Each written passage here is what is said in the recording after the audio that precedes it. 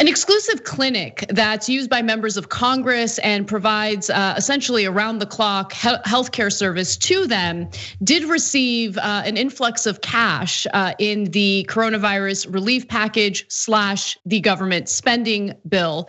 Now, all of this was combined into one giant 5,000-page piece of legislation. And what we're learning is that while frontline workers will not be receiving any hazard pay as a result of this legislation, Congress is going to allocate $5 million to this exclusive clinic that treats them.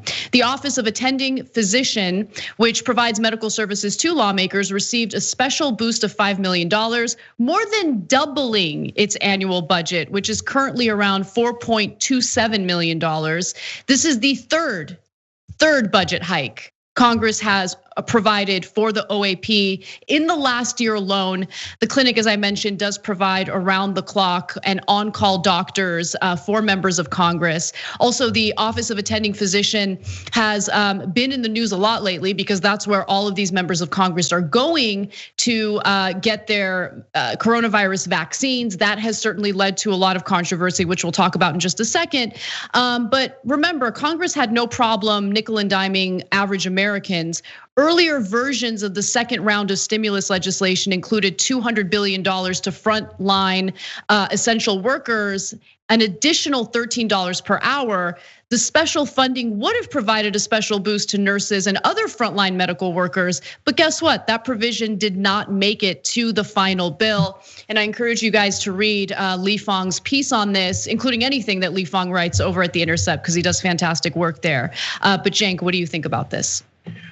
So there's two ironies here. So first of all, it's a tough break, but we just can't afford the $1,200 direct checks to you guys. We're gonna cut it in half. But amazing coincidence, we're gonna double the money that goes to our healthcare. Just a wild coincidence, just happens to happen every single time.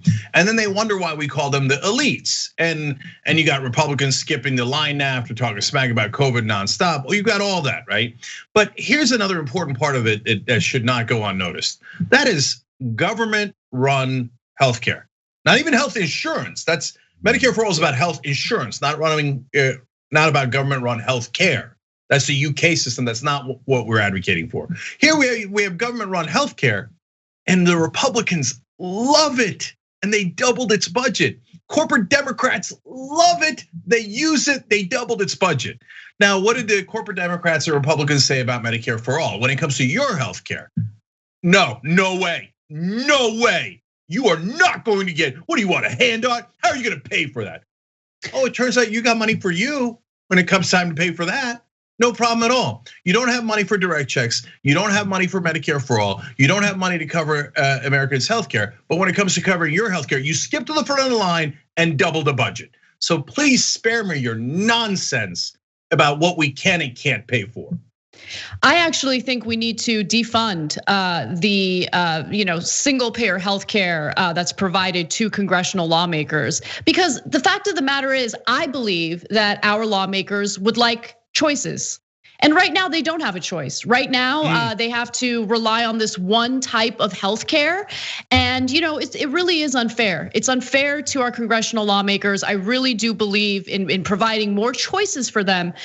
So why don't we defund the healthcare for these congressional lawmakers and allow for them to use money from their own salaries to choose which private health insurance they'd like to spend their money on. I think that's a better way to do it. And that's a great point. And I want to help out these poor Congress people too, because I don't want to get in between, have the government get in between them and their vaccine shot by allowing them to get a vaccine shot. No, I don't want that. I mean, God forbid you should just get it right away and it should be paid for. I don't want the government getting in between that. No, I want you to pay for it and wait in the back of the line for 6 months like the rest of us. Oh, I see. Oh, wait a minute. Oh, that's good for the goose, but not good for the gander. Funny how that works out. So no, they're all hypocrites. And by the way, guys, this is why the Young Turks even exists. If we were just like everybody else, you guys would not have lifted us out of, honestly, obscurity and made us one of the largest news networks in the country now. Because there's literally no one else that's on cable news that's saying, hey, wait a minute, aren't these guys massive hypocrites? Isn't every single person getting a shot, almost every person getting a shot now, saying that government-run healthcare is terrible, yet government-run insurance is unacceptable? And yet here they are at a government-run clinic going, give me the vaccine, give it to me first, right? Yeah, okay, that's what we thought. You're all liars and hypocrites. So we'll talk about the vaccine in just a second, but I want to just juxtapose what Congress is doing for itself when it comes to healthcare and its unwillingness to provide healthcare to Americans who, by the way, tens of millions of people lost their health insurance as a result of getting laid off as a result of this pandemic. So this is a serious issue. It's a public health and public safety issue. And of course, Congress will drop the ball and not pass or allocate enough funding to help people who need healthcare in the middle of this disaster. So what do average Americans who don't have health insurance end up paying for coronavirus treatment? Now, look, these numbers aren't exact because it really depends on which hospitals people go to. The prices are not the same across the board. But early on in the pandemic, Fair Health wanted to do an analysis to see how much coronavirus treatment would cost Americans if they don't have insurance. And here's what they found. Those who are hospitalized with coronavirus can expect to pay anywhere from $42,486 to $74,310 if they are uninsured, or if they receive care that's deemed out of network by their insurance company, according to analysis by independent nonprofit Fair Health. For those with insurance, by the way, who are using in-network providers, out-of-pocket costs will be a portion of $21,936 to $38,755, depending on the cost-sharing provisions of their health plan. So even with health insurance, Americans are gonna end up paying quite a bit out of pocket, but that's choice. Congress has given us the privilege of choice here in going bankrupt.